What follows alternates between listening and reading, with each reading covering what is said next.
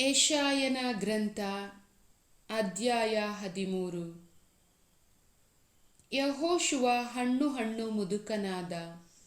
ಆಗ ಸರ್ವೇಶ್ವರ ಆತನಿಗೆ, ನೀನೀಗ ಮುದುಕ, ಸ್ವಾಧೀನ ಮಾಡಿಕೊಳ್ಳಬೇಕಾದ ನಾಡುಗಳು ಇನ್ನೂ ಬಹಳ ಇವೆ.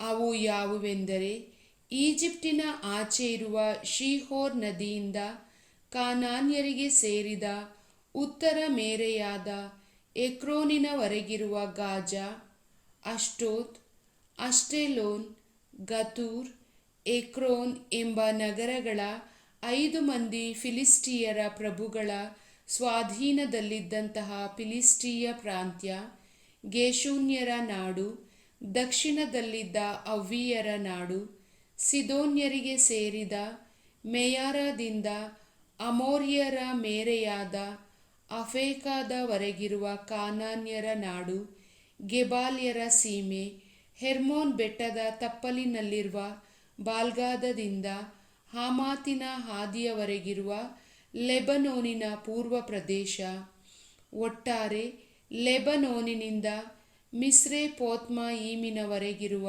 ಸಿದೋನ್ಯರ ಎಲ್ಲ ಪರ್ವತ ಪ್ರಾಂತ್ಯಗಳು.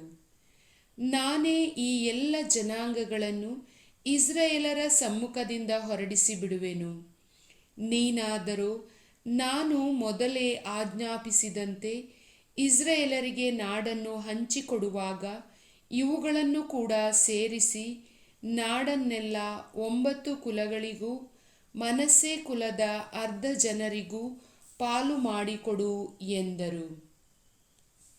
ಮನಸ್ಸೆ ಕುಲದ ಉಳಿದ ಅರ್ಧ ಜನರಿಗೆ, ರೂಬೇನ್ಯರಿಗೆ ಹಾಗೂ ಗಾದ್ಯರಿಗೆ ಜೋರ್ಡಾನಿನ ಆಚೆ ಕಡೆ ಈಗಾಗಲೇ ಮೋಶೆಯಿಂದ ಸ್ವಂತ ಭೂಮಿ ದೊರಕಿತು.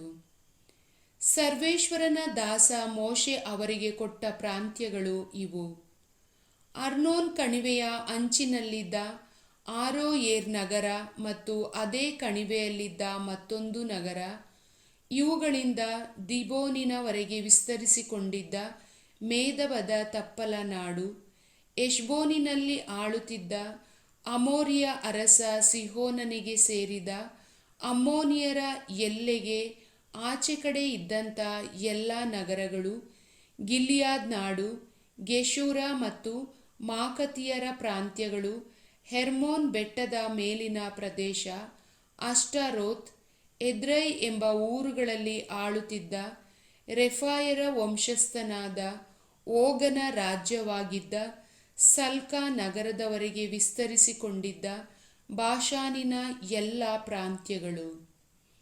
ಮೋಶೆಯೇ ಅವರನ್ನು ಜಯಿಸಿ ಅವರ ನಾಡುಗಳನ್ನು ಸ್ವಾಧೀನ ಮಾಡಿಕೊಂಡಿದ್ದನು. ಇಸ್ರಾಯೇಲರು ಗೆಷೂರ್ಯರನ್ನು ಮಾಕತಿಯರನ್ನು ನಾಡಿನೊಳಗಿಂದ ಅಟ್ಟಿಬಿಡಲಿಲ್ಲ. ಅವರು ಇಂದಿನವರೆಗೂ ಇಸ್ರಾಯೇಲರ ಮಧ್ಯದಲ್ಲೇ ಇದ್ದಾರೆ. ಲೇವಿ ಕುಲದವರಿಗೆ ಮಾತ್ರ ಯಾವ ಪಾಲು ಸಿಕ್ಕಲಿಲ್ಲ, ಏಕೆಂದರೆ ಇಸ್ರಾಯೇಲಿನ ದೇವರಾದ ಸರ್ವೇಶ್ವರನು ಆಜ್ಞಾಪಿಸಿದಂತೆ ಯಜ್ಞಶೇಷವೇ ಅವರ ಸೊತ್ತಾಗಿತ್ತು. ಮೋಶೆ ರೂಬೇನ್ಯರ ಗೋತ್ರಗಳಿಗೆ ಸ್ವಂತ ಆಸ್ತಿಯಾಗಿ ಕೊಟ್ಟ ಪ್ರದೇಶಗಳು ಇವು: ಅರ್ನೋನ್ ಕಣಿವೆಯ ಅಂಚಿನಲ್ಲಿದ್ದ ಆರೋಯೇರ್ ನಗರ, ಅದೇ ಕಣಿವೆಯ ಮಧ್ಯೆ ಇದ್ದ ನಗರ, ಮೇದೆಬದ ಬಯಲು ನಾಡಿಗೆ ಸೇರಿದ ಎಷ್ಬೋನ್ ನಗರ, ಅಲ್ಲೇ ಎತ್ತರವಾದ ಬಯಲಿನಲ್ಲಿರುವ ದೀಬೋನ್, ಬಾವೋತ್, ಬಾಳ್, ಬಾಳ್ತಾಯೇನ್, ಯಹಚ, ಕೆದೆಮೋತ್, ಮೆಫಾಯೆತ್, ಕಿರ್ಯತಾಮಿನ್, ಸಿದ್ಮಾ ಎಂಬ ಎಷ್ಬೋನಿನ ಉಪಗ್ರಾಮಗಳು.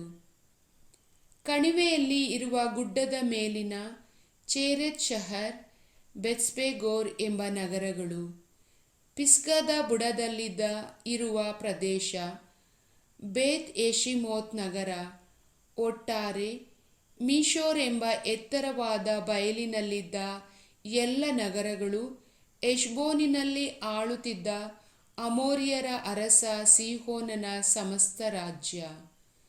ಮೋಶೆ ಈ ನಾಡಿನಲ್ಲಿ ವಾಸವಾಗಿದ್ದ ಸಿಹೋನನನ್ನು ಎವಿ, ರೆಕೆಮ್, ಚೂರ್, ಹೂರ್, ರೆಬಾ ಎಂಬ ವಿದ್ಯಾನ್ ಪ್ರಭುಗಳಾಗಿದ್ದ ಅವನ ಸರದಾರರನ್ನು ಸದೆಬಡಿದನು. ಇಸ್ರಾಯೇಲರು ಕತ್ತಿಗೆ ತುತ್ತಾಗಿಸಿದವರಲ್ಲಿ ಬೇಯೂರನ ಮಗನೂ ಶಕುನ ನೋಡುವವನೂ ಆಗಿದ್ದ ಬೀಳಾಮನು ಸೇರಿದ್ದನು. ಜೋರ್ಡಾನ್ ನದಿ ರೂಬೇನ್ಯರ ಮೇರೆಯಾಗಿತ್ತು. ರೂಬೇನ್ ಗೋತ್ರಗಳಿಗೆ ಸ್ವಂತ ಆಸ್ತಿಯಾಗಿ ಸಿಕ್ಕಂತಹ ಗ್ರಾಮ ನಗರಗಳು ಇವೆ. ಮೋಶೆ ಗಾದ್ ಕುಲದ ಗೋತ್ರಗಳಿಗೆ ಸ್ವಂತ ಆಸ್ತಿಯಾಗಿ ಕೊಟ್ಟ ಪ್ರದೇಶಗಳು ಇವು.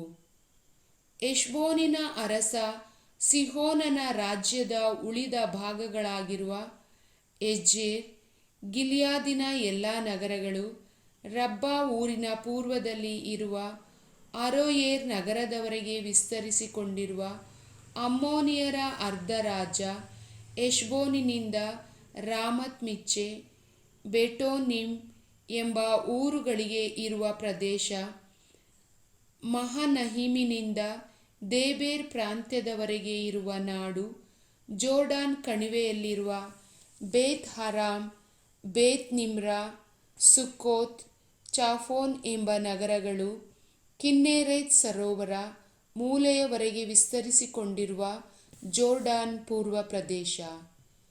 ಈ ಎಲ್ಲ ಗ್ರಾಮ ನಗರಗಳು ಗಾದ್ ಕುಲದ ಆಸ್ತಿಪಾಸ್ತಿಗಳಾದವು.